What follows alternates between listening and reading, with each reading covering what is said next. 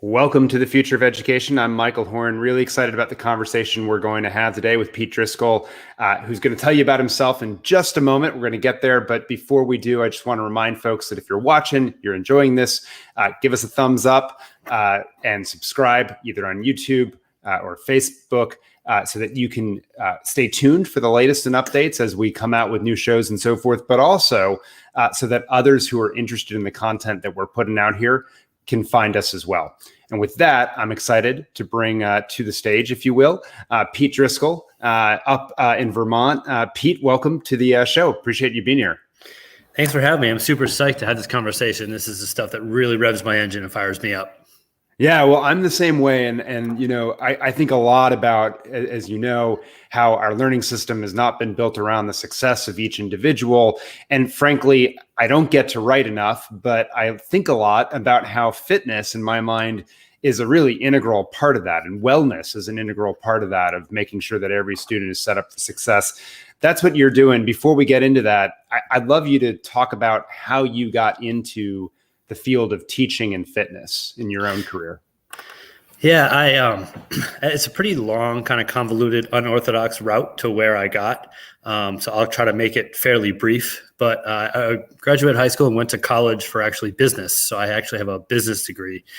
And then after college, decided to explore the world. And I guess you could say it took 5 or 6 gap years before I quote unquote hit the real world. And during that time I think over that time I went to something like 46 states and 30 countries, and my kind of frame of reference on what I wanted to do with myself changed quite a bit.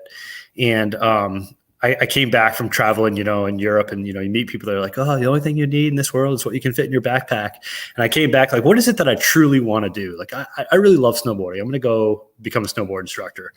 So, 5 or 6 years later, after teaching snowboarding in the winter and teaching swimming in the summer, parents of the students that I was teaching snowboarding and swimming to were saying, have you ever thought about becoming a teacher? And I'm like, actually, no, I haven't. My mom was a teacher, but it just wasn't something that I was really focused on. Like, well, I think you should consider it because you're pretty good working with my kids. And one day I was teaching snowboarding and I went in for lunch and there was a lady correcting papers in the lodge. And I was like, excuse me, are you a teacher? She's like, yeah. I said, can I talk to you about it? She's like, sure, sit down. So we sat down and she's like, I absolutely love being a teacher. In fact, there's this program you can do up here to get your certification. So anyway, one thing led to another, and I got certified to become a teacher of the classroom of K-6, reading, writing, and math. And oh wow, okay. Partway through the fitness there, yeah. Partway through the program, I was like, I love working with kids, but I don't have a intense passion for teaching reading, writing, and math. Mm-hmm. And I peer out the window, and the PE teachers out there in the yard with the kids. I'm like, that dude's on the same pay scale as everybody else in this building. And it just so happened that he was retiring and I was planning on moving out west with my high school buddies who were ski bums out in Colorado. And my principal was like, I think you should apply. And I was like, well, I'm not certified to be a PE teacher. I'm not going to go back to school for 4 years to do it. And she's like, she kind of gave me a wink and a nod. She's like, I think you should apply. So one thing led to another, and they kind of helped me jump through some hoops to teach on a provisional license, eventually getting my license. And so I taught K4 my first couple of years, and then K5 and eventually K6. And then years 8, 9, 10, 11, and 12, I taught middle school. And I built a fitness program at that school, which I'll talk about in a moment. And the principal that I was working under switched to high school. And he said, I'd really love for you to come join us at the high school level and build at the high school level what you built at the K-8 level. And I followed him there. And this just completed my 3rd year teaching fitness at the high school level. That's incredible, actually, on a couple levels. I mean, I'm just going to pull out a couple things from your story that resonate right away, which is gap year is something that I've increasingly been pushing the families that I talk to and the audiences that I reach to consider at any point to your, it can be after college, it could be before. But I just think people ought to do these gap years, not where they're just sort of bumming around per se, but they're like really seeking, who am I? And what do I want to do? So they have a question they're trying to answer, in effect. Yep. I think a lot more people would benefit from it because a lot of the high school seniors that I talk to, they enter college and they're sort of drifting along to do what's expected of them, not what they really want to do. And then the second thing that just resonated out of that was how neat it is in a system that often is obsessed with credentials, that your principal was able to say, no, I think you'd be good at this. Let's jump in, and then pulled you right through into, your current, into your current role, which you don't always see in public education, but it's pretty neat. Yeah, I'm so blessed in that my philosophy of education aligns very closely with my administration. We basically have basically a curriculum that focuses on the connection. It's basically a relationship-based curriculum. Okay. And we believe if the teacher and the student have a strong relationship, the sky's the limit from there. And it's not so much about the grades first. We say connection over content, and that's a huge piece for us. That's actually interesting. That's actually froze. I don't know if people can hear me. Oh, Michael froze. There we are. Sorry about that. Yeah. Oh, no worries. I guess my connection is being spotty today. But the quick thing I was just going to say is it's interesting because, especially coming out of the pandemic, right? That relationship as a foundation for the content or whatever else I think is going to be so important. Really quick, just on that, you don't teach though any ordinary PE curriculum. So I'd love to hear how you evolved it over time and landed where you did in with the emphasis on fitness. Yeah, so I started teaching kind of what is known in our country as kind of traditional PE. My predecessor at my former school, it was you just kind of roll out the ball and and do the ball games and the team games that are popular in our culture, soccer, football, that type of stuff. And at that time, I feel like the PE curriculum kind of was evolving to switch to what they were calling at the time the new PE, and it was kind of more of a movement-based, fitness-based kind of approach. So I kind of did a hybrid of the two. And then for my own personal fitness, I went through a bunch of different phases. I got into bodybuilding for a number of years, and I started racing 5Ks, and then I went face deep into obstacle course racing, and eventually that all kind of led me to CrossFit. And I absolutely love the methodologies of CrossFit, and I decided to kind of really focus my own training on that. And after kind of getting in deep and learning about the methodologies there, I decided to bring it into my classroom. So we just started doing we lead off every class with just like a 4-minute workout of the day. Often it was a Tabata workout, which for those who aren't familiar is 20 seconds of movement followed by 10 seconds of rest for 4 minutes. So that equates to 8 intervals. I would also just have the kids run back and forth across the gym and see how many times they could touch the walls within a 2-minute time span.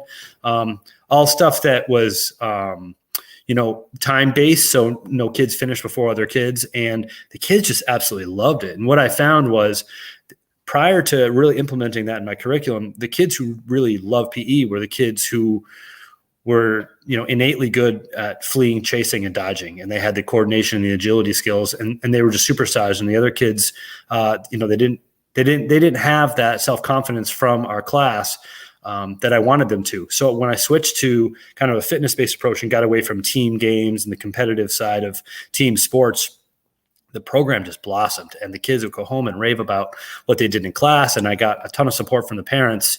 And at that time, the way they were running music in our school was all the middle schoolers who went to music class, and the ones who didn't go to music just went to study hall. So you can picture large numbers of people, rambunctious boys who they're just telling to sit at a desk quietly for 45 minutes. And I'm like, hey, I've been learning about this thing called CrossFit. I'll take every one of those kids that's driving you guys crazy and see what I can do. And the PTSF donated $100. So I bought PVC pipes and $10 kettlebells, and we just started doing workouts of the day during that time. And that was, it just went off so well. And then that program grew. So I went from 12 next year to 40. And then we it didn't go so well because kids were leaving the music program to come do CrossFit. And so they kind of had to find a new approach. And my principal actually gave me permission to turn a classroom into a full CrossFit, if you're familiar with the terminology, box, which is a CrossFit gym. And we started using that for our PE classes. And I found that these kids who, might be on the bigger, the bulkier side of what we call up here in Vermont, farm strong, that didn't really excel in the traditional fleeing, chasing, and dodging, they were crushing it with the workouts of the day that we were doing. And we set it up so that everybody could scale the movement in the way that works best for them. And the way I define scaling, for anyone that isn't familiar, is regardless of your fitness level, comfort level, or experience level, we find a way that enhances your fitness. And the kids really took to that. And we set the culture with a non-competitive, the only person you're competing against is yourself. So a really non-competitive environment. And the program just grew like wildfire. And from there, it kind of gained some national attention. And Matt Fraser, who's a 5-time fittest man on earth, came down to our school and donated some equipment. And we actually had $8,000 throughout the CrossFit community donated to our school. And we just really hooked up a sweet setup. And that's incredible. Yeah, it was amazing. I was just so psyched about it. And my principal left. And when he left, he said, I'd really love you to come here and start something here. And so when I arrived at the high school, there was 11 kids in what they called the personal fitness program. And now going into next fall, we have 105 signed up, which wow. I'm really, really psyched about. So that program has grown. And I think kids just realizing like they can adapt their fitness or their challenge any way they want with this programming. And it's a really, really special cultural setup for these kids to thrive and survive in. Yeah, it strikes me that what you've done in some ways is take the CrossFit methodology and the emphasis on scaling so that it's right-sized for you. And as a result, you're basically personalizing the PE to focus on, you setting a goal for yourself and learning how you're going to obtain it. And so, yeah, you're getting the fitness skills, which ideally is going to let you be, someone who's fit for life. But secondly, you're also building all these skills around goal setting, executive function, like regulation of yourself, how planning, assessing and reflecting how you did and so forth. It's like all built in. Am I getting it right? Yeah, that's exactly what it is. And really at its base level, I think what's really cool is, I tell students, I don't want this to be the best class of your day or the best block of your day. I truly want this to be the best hour of your entire day. And how can I partner with you? I'm not the guru that's going to stand over your shoulder and tell you what to do, but how can I partner with you so that we can work together to move you closer to the person that you're desiring to be? I think one of my assets as an educator is that I was not a flourishing student, and I can relate to and really connect with those kids who, they've been told since kindergarten because they don't read well, write well, or do math well, that school's not for them. And now they have a place and they walk into that space and that is just solace for them. I get kind of choked up thinking about it. My apologies, but now they have a chance to be leaders and they get to, demo movements because they don't take our class, and it's called personal fitness still, but they don't take personal fitness just once. They can take personal fitness 2 and 3 and 4. And my personal fitness 3 and 4 students are the teaching assistants for the 1s and the 2s. So now they're getting this leadership role in this space where, they haven't felt comfortable anywhere else in the building, but here, and now they're totally owning it. And it's just so special to see. And then we go down the road, we talk about all the other things that really make us a whole, well-fit person, which is, and I am a big Ben Bergeron disciple. I love what he has to share. For those that don't know about Ben Bergeron, his podcast and book Chasing Excellence is just phenomenal. And we'll do the full disclosure thing that Ben Bergeron is an owner of the CrossFit gym that I go to. So, but keep going. Yeah. He talks about, and I use a little bit of different wording with my students, but the 5 factors of health, which are the 5 aspects of our life that we have control over, which is our nutrition, our sleep, our exercise, our mindset, and how we connect with other people. And we really focus on the 5 pillars, what I call 5 pillars of health with my students. And we talk about that. And at the end of the semester, I get a lot of feedback with them and try to find out what was the most impactful thing for them. And so much of what they share with me was mindset, nutrition, and sleep. And it's not even the exercise piece. They sign up for the class because it's got all the equipment and it's a really amazing space and it offers something that no other class offers. But what they actually get out of it is not necessarily what they signed up for. So I love this saying, why I continue to do something is not the reason why I started, because why I continue to do it is much more purposeful and fulfilling than why I continue to start. And then for me, as the best part is I remain in contact with these kids long after they graduate. And that's why I started the Daily Dose of Driscoll on Instagram. So my former students who are no longer in my class are still getting my face, my voice, and my lessons every day. And I just love it. I love sharing with people what I'm learning. It is so fun. Yeah, and it's not, and that energy I'm sure pervades into them as well. I'm curious because like Vermont is a state where there's a law that allows for personalized learning plans for students in the academic life. Do you see what you're building? I mean, honestly, like when I hear you describe it, I'm like, that's what all learning should be, right? I should be setting a goal for myself, planning how I get to that goal, acting on it, then reflecting, which is the assessment, if you will, and then revising, right, my next goal based on that, and just learning from it constantly. And I think that's how all learning should occur, not just in school, but in life, frankly. Are you seeing other teachers, subject matter experts in your school start to take this and build it into, the academic subjects that they offer as well? In the K-8 school, I absolutely did. I don't know if you're familiar with the saying, like, everything starts in kindergarten and builds up from there. Yes. Like the elementary teachers are the most courageous with taking chances and changing curriculum. And then if it goes well for them, the middle school teachers will think about it. And if it goes well for them, the high school teachers might, but the colleges are never going to change. So they were very willing to, take on, I did a presentation for them about the science behind physical movement breaks during class and what that does with getting the blood flow through the brain. And we had I started a Tabata Kids program where during the class times, teachers would stop, do an exercise piece, and then get back into it. So there was that as well. But I think one thing that really makes fitness really nice for the students is a very objective measure of progress, right? I think that's another reason why video games are so popular is yesterday I could not beat level 1. Today I can beat level 1. That feels really good. I'm going to try to beat level 2. Well, yesterday I could not squat this or jump this or press this or go this quickly. And today I can. That feels amazing. That is a really objective measure of my progress. I'm going to come back tomorrow and do it. Whereas with, math or something, the 45-minute class ends and I don't know if I accomplished more than I had when I arrived or what I did yesterday. And it's kind of a long-term, whereas I can say to kids, look, last week you couldn't do this, but now you can do it. That is so awesome. Let's build on that. So I don't think it's an apples to apples comparison, but I definitely think it's gaining momentum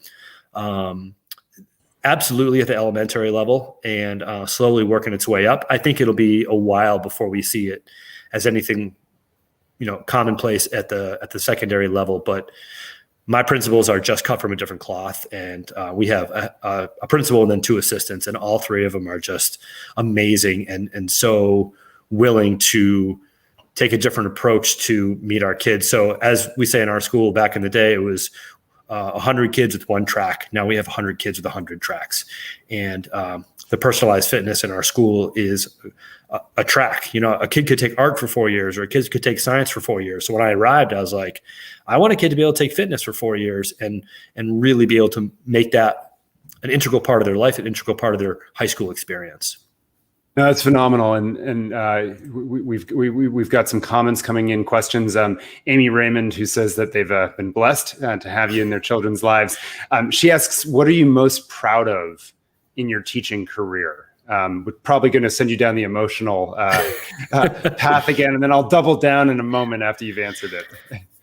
I think what drives me is that this fitness thing changed my life. I was a very short-tempered, low self-esteem, angry high school and middle school boy.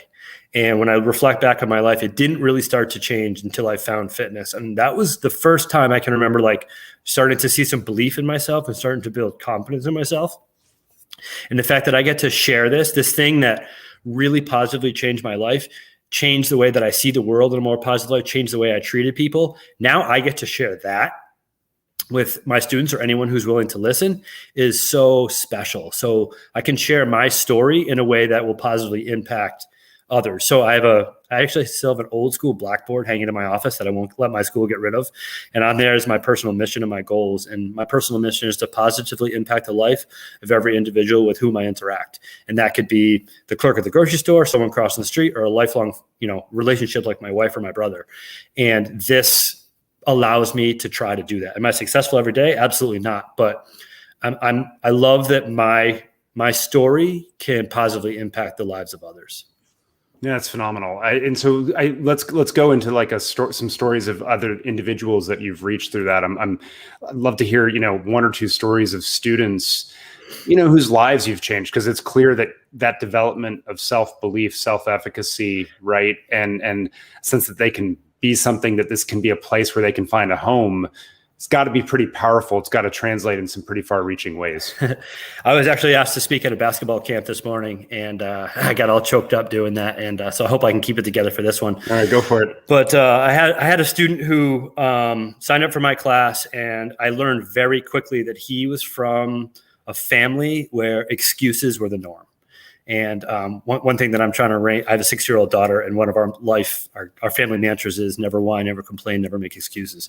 And this kid would just come in with one excuse after another. And then if there was something that he didn't want to do at school, maybe he had a tough math test that day, his mom would call the school and get him out. So his mom, was kind of bulldozing his challenges for him. And it was just, oh, Mr. D, I'm tired. Oh, Mr. D, I didn't sleep. And one day I just said, bro, those excuses are not going to move you closer to the person that you're desiring to be. It's really going to be tough for you to be the best version of you when excuses are inherent with your thought process. They spill out of your mouth without you even thinking about them. So I worked with him to start to recognize how often he was, verbalizing this negativity in his life, because, our words become our thoughts and our thoughts become our actions. And he graduated last year after taking my class for 3 semesters. And, he certainly wasn't college bound, didn't know what he was doing. He worked at Jiffy Lube, and it was right next to my grocery store. So every day last year after he'd graduated, I'd go shopping and then bring over an apple. So to try to, we talk about the Whole Foods thing, and I'd drop an apple off at Jiffy Lube every day. So we stay connected that way. And I got an email from him that said, "Hey, Mr. D, I'm leaving Jiffy Lube. I don't know when I'll see you again." I said, "Okay, well, let's just stay in touch." So a couple months later, I got an email from him, and he goes, "Hey, do you still?" I'm getting choked up. Yeah. He goes, "Do you still shop on Mondays?" Because I'm a creature of habit. And I said, "Yeah, I shop on Mondays." He goes, "Same time as before?" And I go, "Yep." And that was it. So I'm shopping a couple weeks later, and I feel a tap on my shoulder, and I turn around, and this kid's in the grocery store, and he hands me a sweatshirt. The sweatshirt says, "Execution over excuses." And he goes, "Thank you for everything you taught me." Wow. He handed me the sweatshirt and walked away. It was amazing. Wow. So it turns out he got a job working for the highway department for the state of New Hampshire. And now he drives a $200,000 truck. And he's just killing it. He's so happy. Wow. That's incredible. And credits you, obviously, right? Execution over excuses is directly from you. That's amazing. I'm sorry. I'm those who know me. I'm a crier also. So I'm trying not to right now with you. And I just love these kids so much, and they just need to know that they're loved. Mm-hmm. So I'm curious about another aspect of what you brought in, because we talked about the learning cycle and how, I think other areas ought to do the same thing, where they're personalizing for the student and saying, just because you were born in the year of the lamb doesn't mean today's April, whatever, and therefore you need to be doing double-digit addition. Maybe you need to be doing something else that's right for you.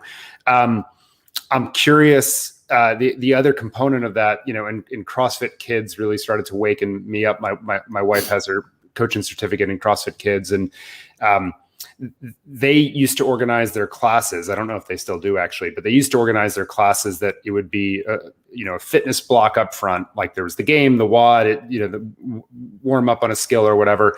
And then the last 15 minutes, you got out your homework and you did work. And a reason for that is, the research that shows after you've moved, your brain is primed to absorb information, learn, be an active learner, right? I'm curious, do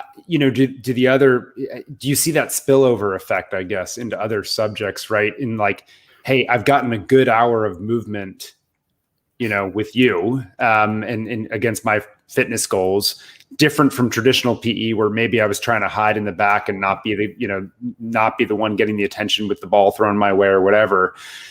And now I'm more primed when I go into my next class or things like that. Do you see that? Do you start to hear that? Is that a component that you talk about? I have heard that. The first year I started, the numbers were so low. There wasn't, a big sample size. And then last year school ended 2/3 of the way through the year. Right. We were sent home, and this year, Vermont, we were in person all year, which was great. And with some of the students who, sitting in class is not their forte, I've had a number of my colleagues come and say, yo, I've noticed that after they leave your class, they're in a much better space when they arrive here. And yeah, I've had no stark numbers with scientific studies done, but anecdotally speaking, and those kids tell me all the time, like, this gets me through the day. And a really cool thing was this year our students had the choice to go in person or fully remote. So I was simultaneously teaching kids that were home and kids who were in person at the same time. Oh gosh, it was wild. And the number of kids that said to me, Mr. D, I come to school for this class. If it wasn't for this class, I'd be at home every day. And that was huge for me to hear that. So anecdotally speaking, absolutely, I'm seeing it. And I saw it at a very high level at the K-8, when I was at the K-8 for 12 years. And I'm starting to see it trickle. And now that the program has a little bit of a reputation in the school, and teachers can say, oh yeah, like, yep, yeah, I can see he came from fitness class, or she came from fitness class. And that's incredible. It's really cool. And for them to start to understand, like, oh, when I come to class, I'm feeling like this. And when I leave, I'm feeling like this. Man, things in my life might be really crappy, but after this class, they just seem a little less crappy. And I think that's really powerful for kids to see. Have you ever read the book Permission to Feel, or heard of the book Permission to Feel? No, I haven't. I was thinking of a different one. Yeah, no, tell me about it.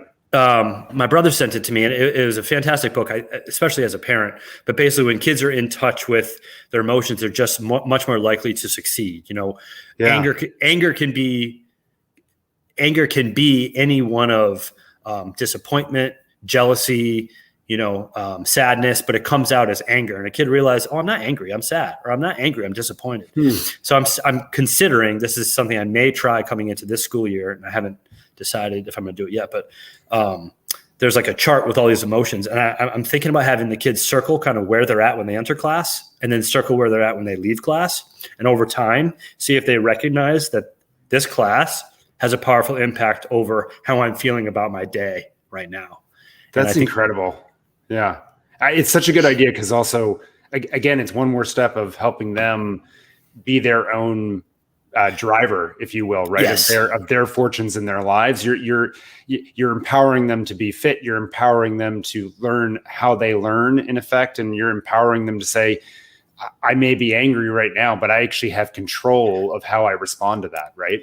Yeah. As a really short-tempered, angry high schooler myself, I say to them all the time, like, I let life do me back in high school. Now I do life. I want you to go do life. You have so much more control and power over your mindset and, how you react versus how you respond. We talk about response being something you're proud of. Reaction is something you're not proud of when you're faced with a challenge. I could go on and on about all the different lessons that we talk about, but, overall, them realizing that I can go do life, and I have much more control. And then we focus a lot on really focusing our attention on what it is that we have control over and what we don't, and trying to let go of what we don't, and trying to be proactive with what we do. Very, very easy to say, very challenging to do at the high school level, developmentally speaking. It's quite a challenge, but it's so cool for them to start to pick that up over the semester. That's phenomenal. It's really fascinating. Yeah. And for me, it all started with fitness. So that's my story. So that's what I have to share. And we start with fitness, and then we build from there. And it's really, really special. So I'm curious, then, sort of zooming out, if you will, a little bit. I guess I have three questions as our time together is coming to a close. I don't want it to, but so I'll do them sequentially. First, you went from like a dozen students, I think you said, the first year, to over 100 this past year. Probably going to get even bigger, I'm going to guess.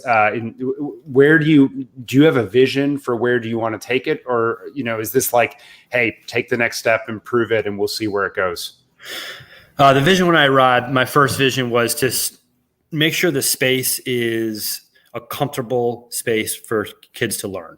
And, our environment's different from many other classes in that it's a performance-based environment. Other students are seeing what I'm doing if I'm a student. Whereas in science, if I don't do well on a test, the only person that knows is the teacher. So there's that kind of barrier right off the bat. So I wanted to create a culture that was supportive of that. And I spent the first couple of weeks of class really cultivating that positive culture. And that has worked so well. And a lot of people told me, you won't be able to do that at the high school level. You did it in middle school, but you can't do it in high school. And it's absolutely there. So that was a piece. So getting the physical space and a culture set up. And then from there, I wanted to start to build a program where kids could take it multiple times at kind of different levels and then become leaders to teach. And now, I met with my PE department. There's a couple other PE teachers in the school. And I said, straight up, I want to be the best PE department in the state. And once we're that, I want to be the best PE department in New England. What do we have to do for that to happen? And, the fitness is one piece of it. And our school now lets students take PE classes multiple times for elective credits. So it's not, you took personal fitness, that's on your transcript, you can't take it again. It was like, no, you can. You can take 2 and 3 and 4, and you can do an independent study with it. So to really kind of open up, like we talked about, those pathways for these kids, they can access their fitness in any way they want over their high school experience. So that's kind of the program that I'm trying to build. Phenomenal. So by the way, it didn't occur to me though, you just said that about the notion of like elementary school students being different from middle and high school, but the release of endorphins is probably the best thing you can do for middle and high school students where hormones are sort of just raging, right? And I mean, you're directly, right, basically bolstering all those things that maybe bring them down or responding to peer pressure and things of that nature in the moment. It just occurred to me that that's probably another thing you're doing. Yeah. And one of the biggest challenges of teaching high school is just the addiction to the phones and the addiction to the social media, and to get them to start to understand, like, this class, the mantra of our class is better than yesterday. I don't have to be great today. I just have to strive to be better than the person that I was yesterday. And we just keep building on that. We believe in the slow drip approach, a low trajectory with a distant horizon. Small gains over time make for big gains. And we talk about the goal of this class is to strive to be a better version of ourselves. Well, is spending the first 5 minutes of class on TikTok moving you closer to that? And I'm an incredibly competitive person. So I won't just say, nope, can't be on your phone in class. I want to be better than the phone. And I want to provide a product for them that they want to go, no, like, I can be on my phone any other time. Like, I'm in this class for this hour, I'm going to put my phone down. And with some students, it's great. And for some students, I got a lot of work to do. But I've found that to be one of the bigger challenges going from the youngers to the olders.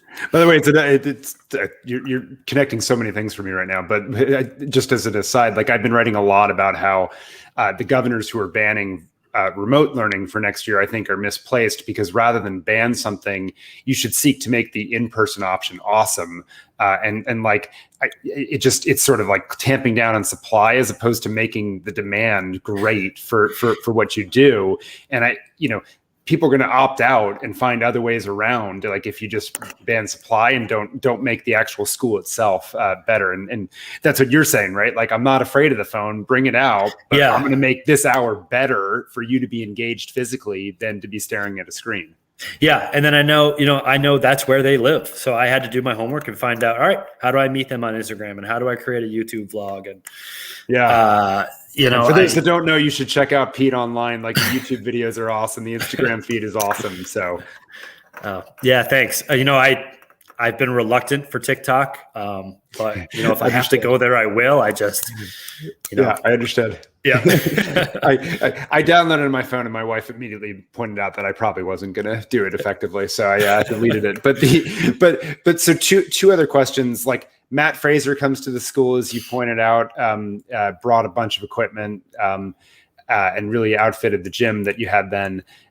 Did the students know who he was in our world of CrossFit and so forth? Is did they see this as CrossFit, or did they see this as fitness? And this was someone you had to tell them who he was? What was that like? Yeah, I don't talk much about the competitive side of CrossFit or the sports side of it. Yeah, I do compete in it personally. Yep. I love it. I'm a very competitive person. It's a great way. It's a good outlet for me. Very healthy. But I don't talk about the competition side of the sport with the vast majority of my kids. With the kids that are interested in it, like, yo, I saw, on Netflix, I saw the documentary, and oh yeah. But Matt Fraser is from Vermont, so it was neat to introduce them to a Vermonter who was the fittest man on earth. He came after he'd won his first, so he didn't have kind of the cachet with my students that he might in other, well-known CrossFit spaces. But they were just fascinated by, oh, he's the fittest man on earth and he's from Vermont and he's here donating air bikes to us. Like, yeah. And he was just so incredibly generous. He rolled in and I said, how much time do you have? He goes, as much as you want. I was like, no, well, what time should we be wrapping up? He goes, we'll wrap up when your kids are done. So he did a workout with them, and then he did a Q&A with them and literally stayed until the last kid got their picture with him. He got his signature and had a conversation with him. And yeah, he was just incredible. But I don't push the competitive side. So they didn't know him as well as he's known now. Yeah. No, I think it's fascinating because there is that dichotomy, right, of CrossFit for health and CrossFit, there's the competitive side of it, which is not the lived experience, I think, for most of us out there. But so the last question is, as we wrap up, which is, I'm curious more as you think nationally, right? You mentioned that there's been a bit of a trend, I think, in PE. There's a new book, Survival of the Fit. Some of these movements sort of away from the sport-based, sort of competitive zero-sum grading-based approach to PE toward more of an orientation toward, fitness, health for life, personal goals and things like that. But my observation is like, there, for every one of you and some of the other CrossFit implantations and these things, or platform is a company that's growing and spreading this ethos. There's still plenty of PE classes across the country that are, pretty quote unquote traditional from the last generation, if you will. What's it going to take for us to build a broader movement that starts to, see PE teachers as you see yourself, central in the life, personalizing and doing something that really is, I think, the foundation for all that's going to come in someone's day, year, and frankly, life. Yeah. I mean, obviously, I'm preaching to the choir when I speak to you, but I tell my students this is the most important class you're going to take, because it doesn't matter how well you read, write, or do math. If you don't have access to your mind or your body, as we say in sports, the best ability is availability. And if I'm not available to do the things that I need and want to do to be functional or thriving throughout my life, what good are those skills? And to answer your question, I don't know. I definitely see a huge improvement and movement in the 15 years that I've been teaching. I think where we were 15 years ago and where we are now, I think the kids coming out of colleges that are, the future PE professionals are in a much better spot now than they were 15 years ago. But I still think we have light years to go. I'm very, very grateful, blessed, and aware that I teach in a state that is incredibly progressive with its outlook on not just physical education, but physical activity in life, with outdoor recreation and all the things that happen in our state. From what I hear below the Mason-Dixon, it's a very different story in physical education, and obviously all the other things that come with it, with school food and all that stuff. So I don't know, when my story at my former school, CrossFit actually made a video about, I think it's called "The Kids Are All Fit," and it garnered a lot of national attention. And for a couple of weeks there, I was getting just inundated with emails and phone calls from people out in the, saying, "Well, how do I do what you did?" And I said, I just think if you have a person that has a passion, you can do it. Usually if a school has a culture of some sort, maybe this school has an incredible chess club, there's someone with a passion driving that. And if this school has an incredible golf team, there's someone with a passion behind that, driving that. And they're asking, well, how'd you do it? I just said, I taught it to the students and they loved it enough to tell their parents, and the parents loved it enough to tell a school board. And that's how we got support. I went from the bottom up instead of the top down. I never asked for permission from the top to create these. I just made it awesome for my students and built up from there.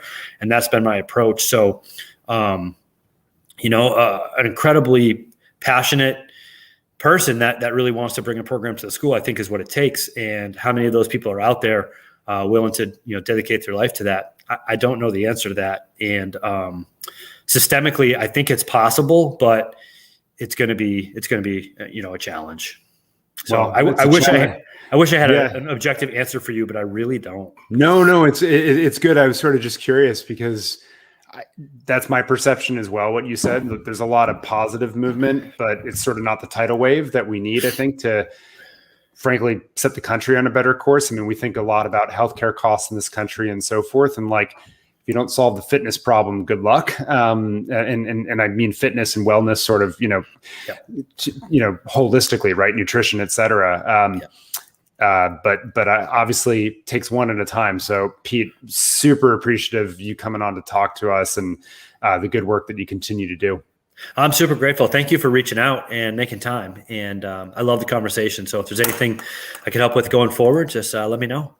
Well, we'll keep finding ways to promote what you're doing and promote the broader message to transform the lives of a lot of students around the country and into the citizens that they can become. So, Pete, super appreciative. All you for joining in the conversation. Thanks for joining.